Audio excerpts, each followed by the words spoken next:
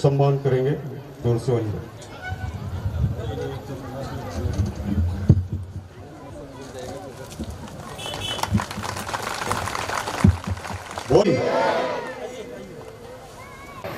आपकी चरण रज को प्रणाम करते हुए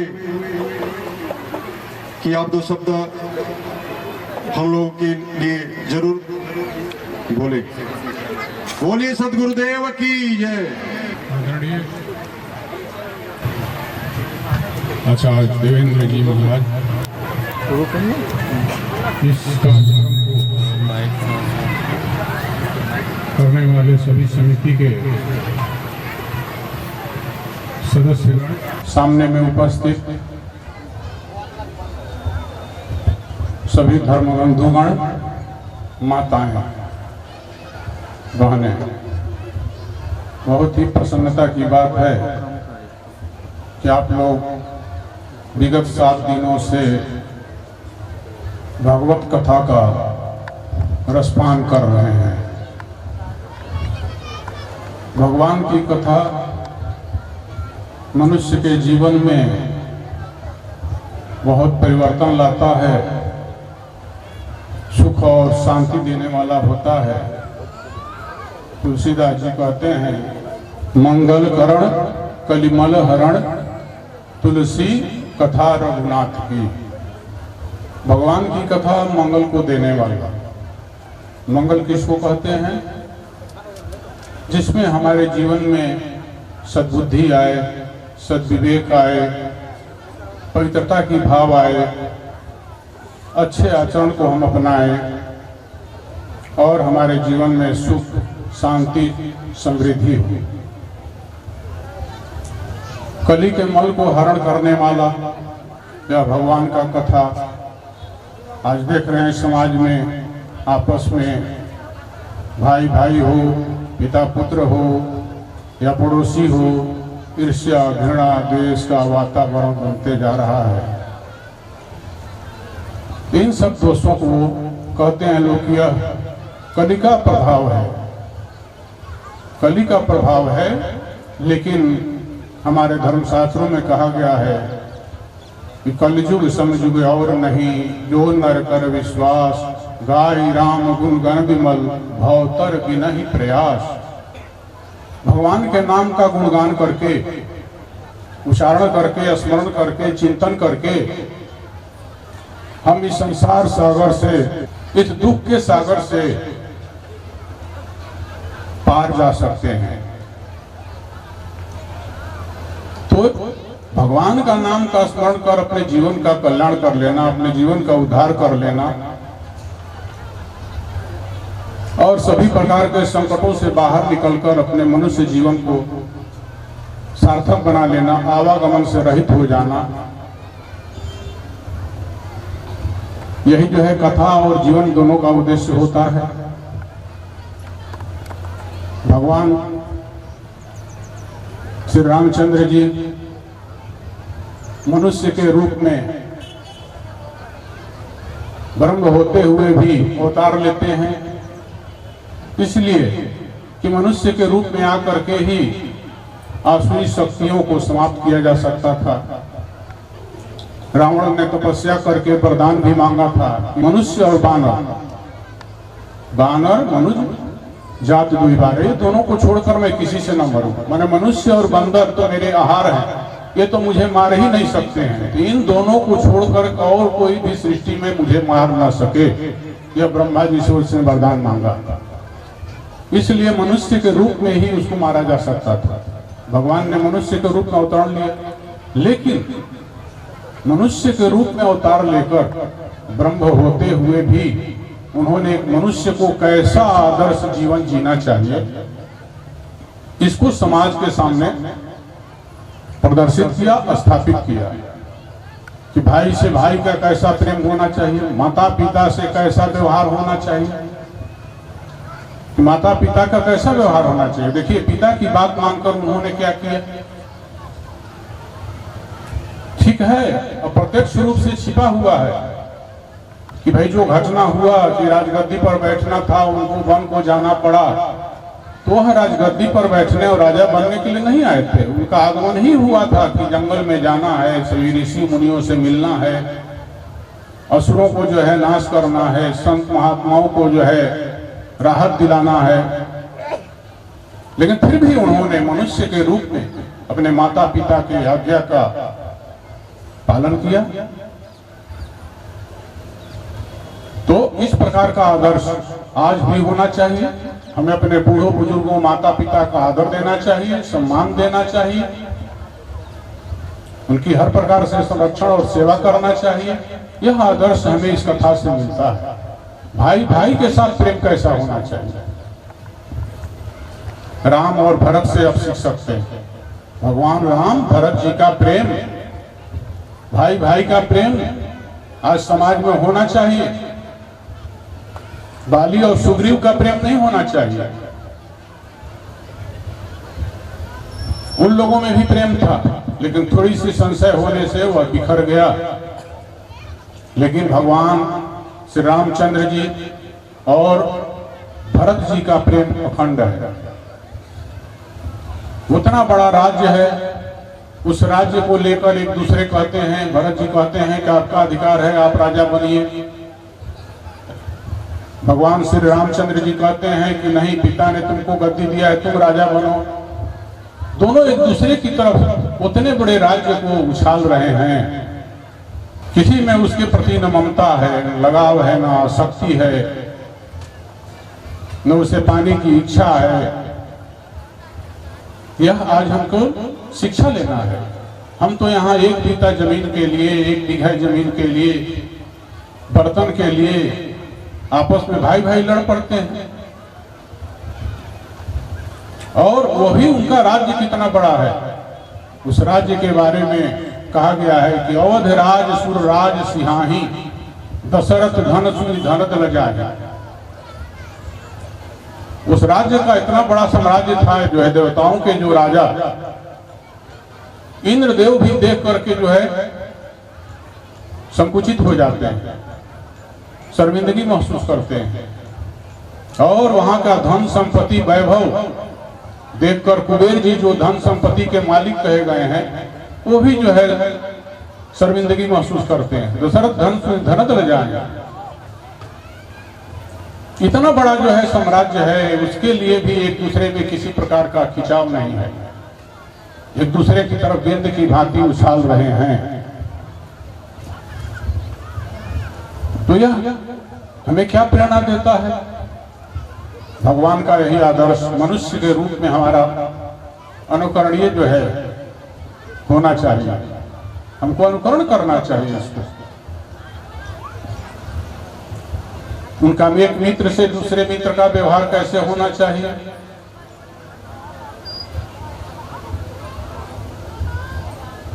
यह भी आप लोगों ने देखा। सुग्रीव जी से मित्रता, केवट से मित्रता। सबसे पहले केवट को मित्र बनाते हैं। मतलब मित्र बनाने में भी हमको इससे शिक्षा लेना है कि जाति पाति को ध्यान न देकर उसके विचार, उसकी भावनाओं और उसके जीविका क्या करता है उससे मतलब नहीं है। देखिए केवट का जीविका क्या है? मछली मारना, मछली बेचना, अपना परिवार चलाना नाव से नदी में। लेकिन उसको गले लगाते हैं, हृदय से लगाते हैं, क्योंकि उसकी भावना पवित्र है, उसमें भक्ति है। तो जिसमें भी भक्ति हो जाता है, वो किसी भी जाति किसी समाज का व्यक्ति हो, उसका महत्व नहीं होता है, भक्ति सर्वश्रेष्ठ होता है। और भक्ति को देख करके ही भगवान किसी को स्वीकार करते हैं, उसको गले लगाते हैं, अपने हृदय से स्पर्श करते हैं।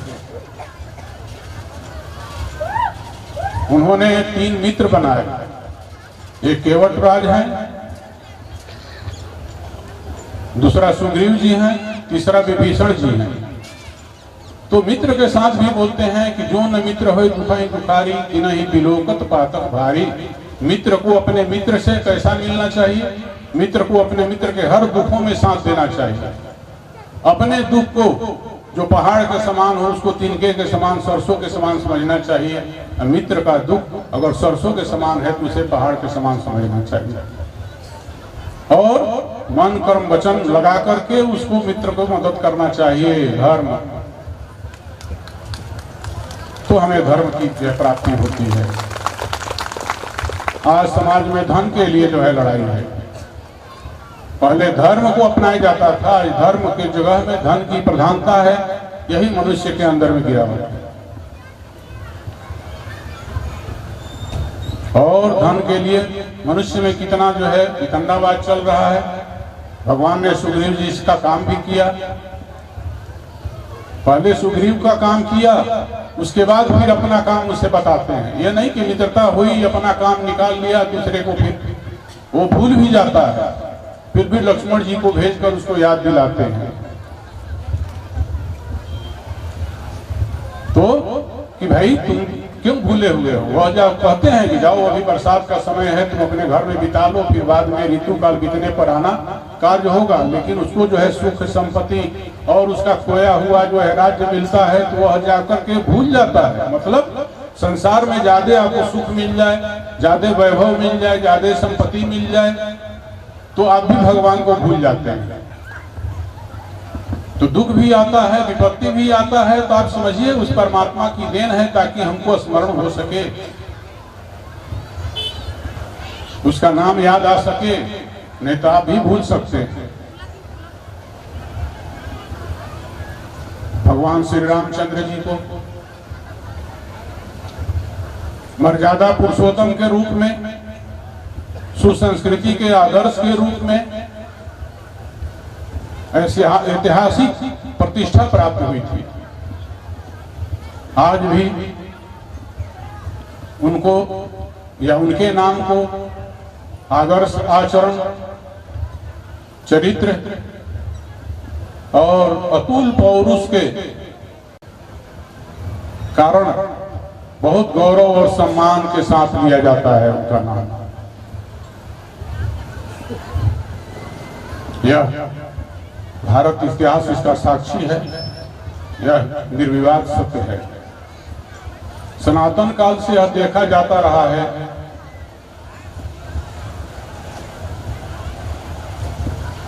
कि कुमारी कन्याएं या विवाहिता स्त्रियां अगर किसी परिस्थिति बस एक बार अपने पद से विचलित हो गई, तो होना यह चाहिए कि उनको समुचित मार्गदर्शन कर समाज में सुधरने का अवसर प्रदान किया जाए। लेकिन जनमानस और समाज में व्याप्त कुरीतियों के कारण एक बार भी वे च्युत हो गए, तो आजीवन उनको निंदा, उपेक्षा, आलोचना, प्रताड़ना और बहिष्कार का शिकार होना पड़ता है। यह आज नहीं है, यह भगवान श्री रामचंद्र जी के समय काल में भी था। इसका प्रत्यक्ष उदाहरण है अहिल्या। अहिल्या के साथ इंद्र ने कपट वेश बनाकर दुराचार किया।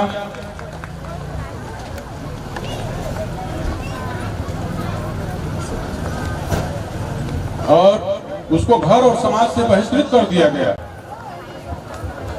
यही नहीं, गौतम ऋषि के श्राप के कारण वह पत्थर बन गई।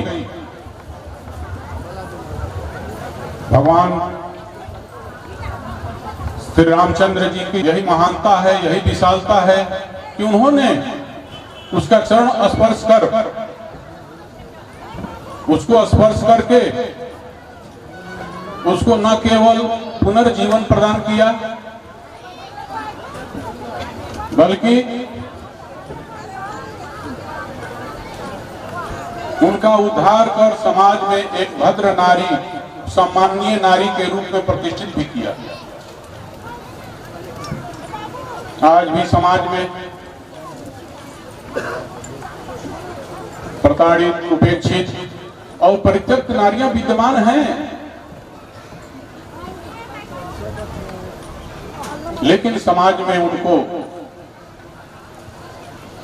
आदर, सम्मान और मान्यता दिलाने वाले या दिलाने के लिए अग्रसर होने वाले युवकों और अग्रणियों की कमी है। तो बंधुओं, आज भी समाज में हम उस आदर्श को स्वीकार कर इस तरह के नारियों को गौरव और सम्मान प्रदान कर सकते हैं। उन्होंने सीता के उद्धार के लिए रावण से युद्ध किया।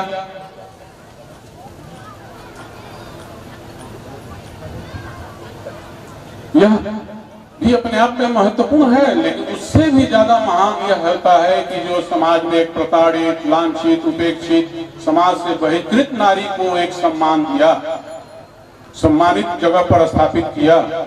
यह बड़े गौरव की बात है। और इसके साथ साथ समाज में असुरों का जो अत्याचार बढ़ा हुआ था, उसके आतंकित, असंगठित और निरस्त ऋषि मुनि लोग थे। उनसे मिलकर उन्होंने संगठित किया, उनको एक साथ मिलकर संघर्ष करने की प्रेरणा दी। यही नहीं, वो स्वयं अगुवाई करके उनको जो है जीत भी दिलाई।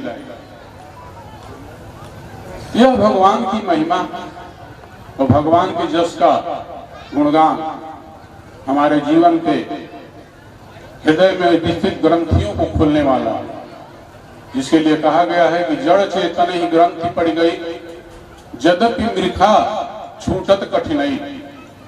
देखो, जड़ और चेतन की ग्रंथि पड़ गई, वह है तो मृखा, लेकिन छूटना बड़ा कठिन होता है। संसार में कोई भी वस्तु का परित्याग करना हम नहीं चाहते, यही हम लोगों का दुख है। चाहे धन संपत्ति, महल अटारी, पुत्र पौत्र, पत्नी, बच्चे, किसी चीज का हम नहीं चाहते, हम छोड़ना नहीं चाहते। वह हमें छोड़ना चाहता है, हम भी उसे छोड़ना चाहते हैं, लेकिन छोड़ नहीं पाते हैं।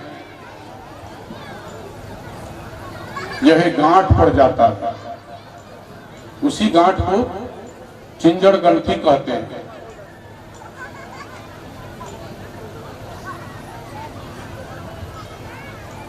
जिसमें चेतन की जड़ के साथ गांठ और दृष्टा का दृश्य के गांठ, इस संसार का हर चीज प्रति क्षण भूत की तरफ भाग रहा है और हम उसको वर्तमान में पकड़कर रखना चाहते हैं। यही महान दुख का कारण है, महान दुख का स्रोत है।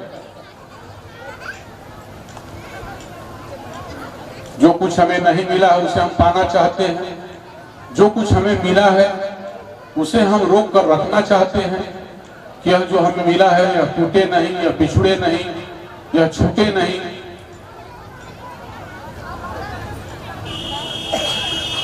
मतलब हम अपने स्वरूप भूत चेतन को बांध कर रखना चाहते हैं, जो कि असंभव है। इसी से दुख का जन्म होता है। तो भगवान के स्मरण करने से, उनका ज्ञान होने से जो जीव के हृदय में ग्रंथि है वह समाप्त हो जाता है, खुल जाता है, और संसार से वह संसार निवृत्त हो जाता है और सारे कर्म हमारे क्षीण हो जाते हैं। इसलिए भगवान कहते हैं, मम दर्शन फल परम अनुरूपा, जीव पाव निज सहज स्वरूपा। मेरे दर्शन का ही भाव होता है कि जीव अपने सहज स्वरूप को प्राप्त कर लेता है। सहज स्वरूप क्या है? सहज स्वरूप तो हमारा आत्मा है, ब्रह्म है। आत्मा और ब्रह्म की एकता होता है, वह सहज स्वरूप होता है। लेकिन माया में फंसने के कारण सो माया बस भय उगसानी, बंधे कीट मरकट की नाही। माया में फंस करके वह कीट तोता जिस तरह से बन जाता है और मरकट दोनों कैसे बनते हैं? कोई बांधता नहीं है, लेकिन उनको लगता है कि तोता जो है पकड़ कर ऊपर बैठा, वह नीचे की तरफ झूल जाता है, पाइप वह पकड़े रहता है, सोचता है पाइप मुझे पकड़ लिया। बंदर को पकड़ने वाले घड़े में चना रखते हैं, उसका मुंह छोटा होता है, उसका हाथ घुस जाता है, लेकिन चना जब मुट्ठी से पकड़ता है, वह खींचता है तो वह फंस जाता है। वो सोचता है कि मुझे घड़ा ने पकड़ लिया और वह मदारी के पकड़ में आ जाता है। तो इसी प्रकार से हम लोगों का कोई बंधन नहीं है। हम स्वयं मोह से वशीभूत होकर अपने को बंधा हुआ महसूस करते हैं, बंधन न होते हुए भी हम बंधा हुआ महसूस करते हैं।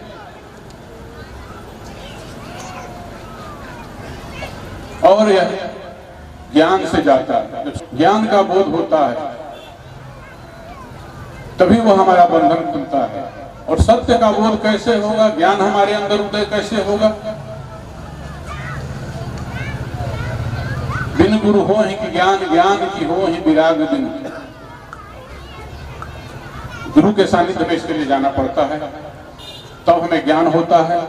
उस मंत्र का अभ्यास करने से, जिसके लिए कहा गया है कि मंत्र महामणि विषय ब्याल के, मेटत कठिन कुअंक भाल के। वो मंत्र महामणि के सदृश होता है। उसको बार बार जपने से जो कुंभ पर ब्रह्मा जी ने लिख करके भेजा है उसे भी मिटाया जाता है। मिटाया जा सकता है, लेकिन अभ्यास करके, मंत्र का अभ्यास करके, सत्संग में जाकर, भगवान का नाम का चिंतन कर, उनके जस का गान कर, कथा का श्रवण कर हम अपने विकारों को दूर करेंगे। माया से ग्रसित हैं, उससे हम थोड़ा दूर हटेंगे,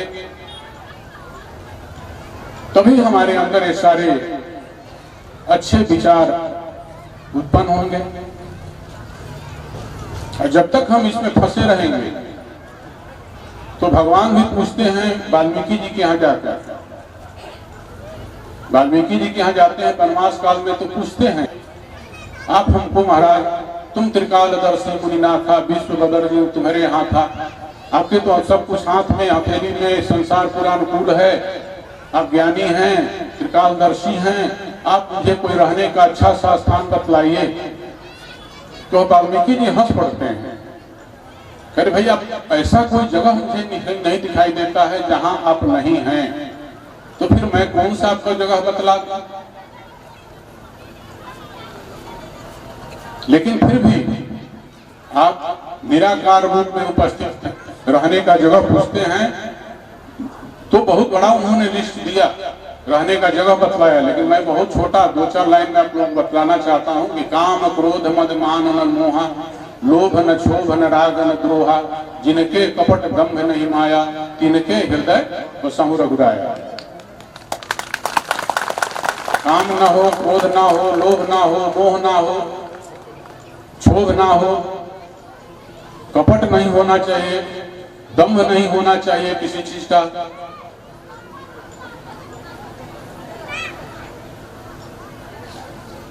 और माया से ग्रसित नहीं होना चाहिए। उनके हृदय में भगवान बसते हैं। सबके प्रिय, सबके हितकारी, दुख सुख सरिस प्रशंसा गारी। कहूं सत्य प्रिय वचन विचारी, जागत सोवत सनम शरण तुम्हारी, तुम ही छाड़ गति दूसर नाही, राम बसहु तिनके मन माही। तो यह सब गुण बतलाते हैं कि इन सब विकार विकृतियों से बचो। बसने के लिए तो सब जगह है, ब्रह्म हर किसी के अंदर में है, कोई ऐसा जगह नहीं है जो उससे खाली हो।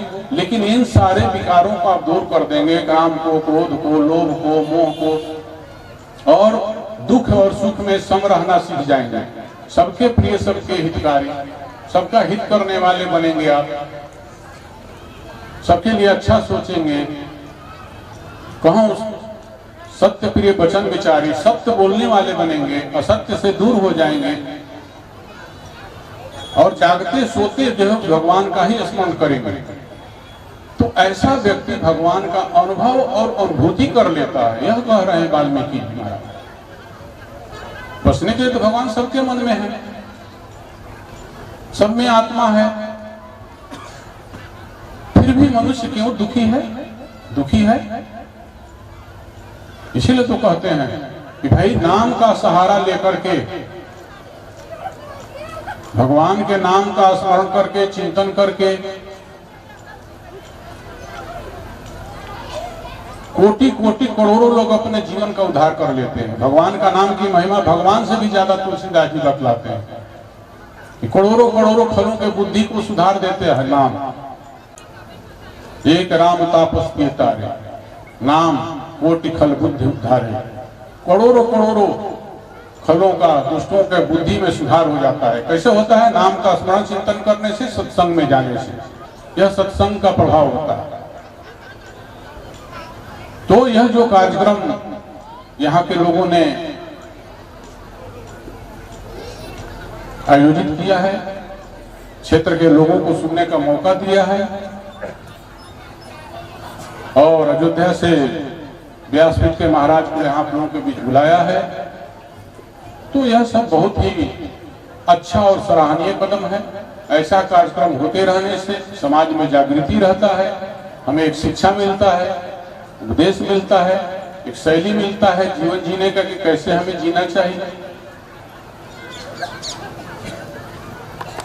और उससे सीखे हुए चीजों को जीवन में आत्मसात करके हम अपने जीवन का कल्याण कर सकते हैं। ज्यादा आप लोगों का समय हम नहीं लेंगे क्योंकि आगे का प्रसंग है। आज भरत जी का शायद चरित्र का वर्णन है। भगवान भरत जी के नाम भी याद है तो कह देते हैं, भरत सरिस को राम स्नेही, जग जप राम राम जप जेहि। भरत के समान जो है भगवान को कोई प्रिय नहीं है। दुनिया जो है समाज भगवान को जपती है, लेकिन भगवान भरत को जपते हैं। क्यों ऐसा करते हैं? भरत में भी उस तरह की विशेषता है। जिस सरस्वती जी ने जाकर के जो है मंथरा के गति को मति को फेर दिया, उसी सरस्वती जी को फिर एक बार देवताओं ने आह्वान किया। जब देखा कि भरत जी मनाने गए हैं, हो सकता है भगवान मान जाए, फिर अयोध्या लौट जाए तो हम लोगों का काम अधूरा रह जाएगा, तो कहा कि भाई भरत के मति को भी फेरिए। तो कहती है, अरे नहीं, यह संभव नहीं है। भरत हृदय से राम निवास तहाँ की तिमिर जहाँ तरनी प्रकाश। अरे भरत के हृदय में भगवान राम सीता जी का निवास है। उनके मति को कोई नहीं फेर सकता है। जहां प्रकाश है वहां अंधकार नहीं जा सकता है। तो मतलब 24 घंटा जो अपने हृदय में उस भगवान को रखा है, तो भगवान जो भक्त को रखेगा, भगवान भक्त रखेगा भगवान को, तो भगवान भी भक्त को भजता है, भगवान भी उसका ध्यान रखते हैं। आप अपने हृदय में उनको स्थान दीजिए, बार बार स्मरण चिंतन कीजिए, तो आपका भगवान हर तरह के कष्टों को, हर तरह के दुखों को अवश्य ही दूर करेंगे। इसलिए भरत जी महान है। और अयोध्या के नगरी में वापस भी जाते हैं।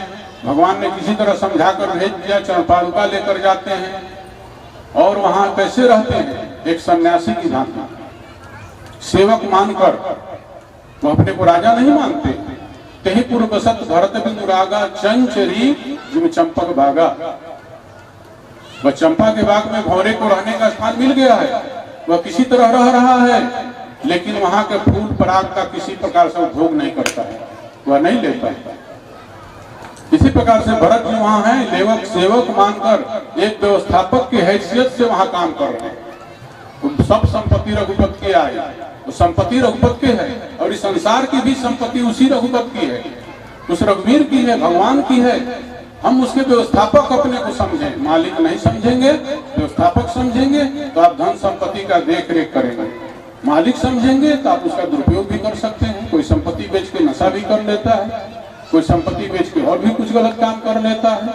अगर आप मालिक नहीं समझकर अपने को सेवक समझेंगे, व्यवस्थापक समझेंगे, तो आप उस प्रॉपर्टी को बढ़ा सकते हैं, आने वाली पीढ़ी को बढ़ाकर दे सकते हैं। इसलिए सब संपत्ति रघुपत की आई है। सारे संसार की जो संपदाएं हैं सब भगवान की हैं, उनको मानकर और हम लोग उस तरह का अनुकरण करेंगे, उनके बताए पर रास्ता चलकर आगे बढ़ने की कोशिश करेंगे, तो हमारा जीवन धन्य होगा, कल्याण होगा। बस इसी के साथ मैं वाणी को विराम देता हूँ। आप लोगों में बैठे हुए ईश्वर को, आत्माराम को काम करता हूँ।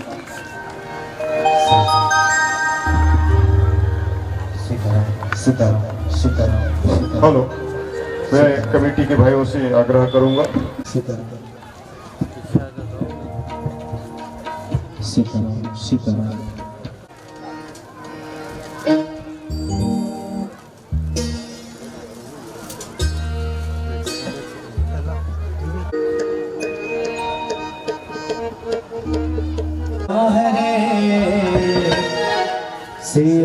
सीताराम